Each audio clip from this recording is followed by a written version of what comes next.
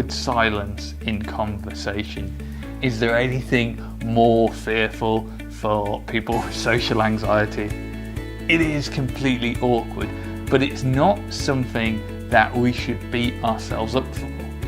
And that's what's happening, right? When we're in those awkward silences, we feel that it's our job to kind of pick up the ball and run with that conversation.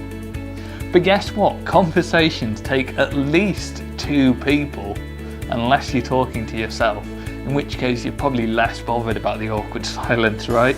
So there's at least one other person in this conversation with you, and it's as much their responsibility to fill in these gaps as you. So my first tip for dealing with awkward silence is, and all this is really about being okay with awkward silence, is to remind yourself that it's not your job exclusively to fill the awkward silence. If there's other people in the conversation with you, then it's as much their responsibility to fill that silence as you. Number two is that just to be okay with awkward silence, it's just not that bad. In many cultures, it's quite normal for there to be silence in conversation. It's only in more specifically, kind of US, North America, Northern Europe, Western Europe, even Northern Europe. There's plenty of silence when I go to Finland. People are totally okay with silence, and yet for some reason over here we're not.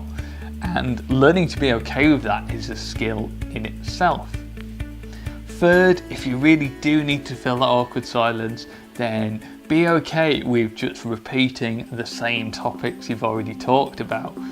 You don't need to be the life and soul of the party, always coming up with this incredibly witty, entertaining conversation. That is an expectation that we place on ourselves for no justifiable reason, right? We feel that kind of expectation, but a muggle wouldn't. That's not something that everyone feels. It's something that we're loading onto ourselves.